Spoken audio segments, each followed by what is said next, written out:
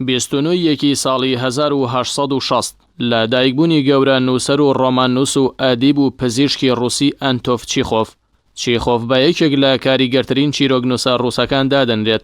لە چیرۆکەکانیدا تیشکی خستۆتە سەر کۆمەڵگەی ڕووسی و دەرونی تاکەکانی، تا ئێستاش چیرۆک و نووسینەکانی ناوبرا و پێگە و ئەرزشی خۆیان بە زیندوی ماوەتەوە و کەم زمانی زیندوی جیهان هەیە کە نووسینەکانی چیخۆفی بۆ نەگەڕدرابێت.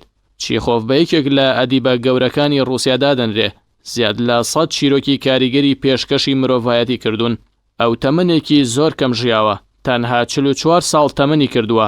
ئەدەبدۆستان لەو باوەڕەدان گەر تەمەنێکی درێژتر بژیایە ئاستی چیرۆکی بەرزتر دەکردەوە.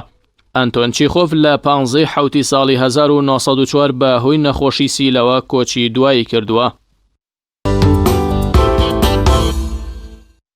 29 یەکی ساڵی 1892 لە دایکبوونی گەورە زانە و فەرموودەوانی سەردەم شێخ ئەحمەد محەممەد شاکر، زانە و فەرموودەوان و نووسەری ئیسلامی میسر و زانکۆی ئەسەر، شێخ ئەحمەد شاکر بە یەکێک لە کاریگەرترین فەرموودەوانانی ئەم سەردەمەدا دەنرێت.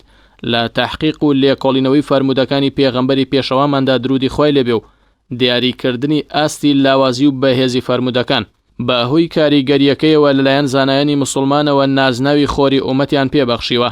شێخ ئەحمەد محەممەد شاکر لە 14 شەشی ساڵی 1958 لە تەمەنی 66 ساڵیدا لە قاهیرەی پایتەختی میسر کۆچی دوایی کردووە.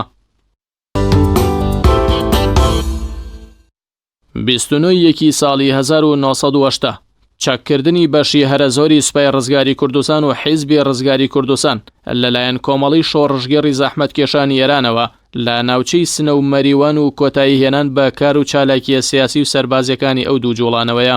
سوپای ڕزگاری کوردستان سوپایەک بوو لەلایەن شێخ عوسمانی بیارە دامەزراوە بۆ لێدان لە بزافی جوڵانەوەی ڕزگاری کورد و بە بەشێک لە کەرتکردنی مێژوو خەباتی کورد دادەنرا لە ڕۆژهەڵاتی کوردستان. هەروەها ئەم سوپایە لەلایەن نەیارانی کوردەوە پاڵپشتی و هاوکاری دەکرا و موچەی مانگانی بۆ دابین دەکرا. سوپای ڕزگاری کوردستان لە تەموزی ساڵی 1979 لەلایەن شێخ عوسمانی بیارەوە دامەزراوە. 29 یەکی ساڵی 2013 شەیدکردنی زانا و بانخواز و کەسایەتی ئیسلامی کاریگەری کوردستان مامۆستا ڕەمەزان شکوور لەلایەن چەند کەسێکی نەناسراوە و لە تەمەنی 37 ساڵیدا. مامۆستا ڕەمەزان شکوور وتارزانێکی لێهاتوو قورئان خوێنێکی دانخۆش و کارامە بووە. وتاروە مژگارەکانی کاریگەری زۆریان لە سەرجەماوەری کوردستان هەبووە. ناوبراو ساڵی 1976 لەدایک بوو و ڕاچەڵێکیان سەر بە عەشرەتی جەباری کەرکووکە.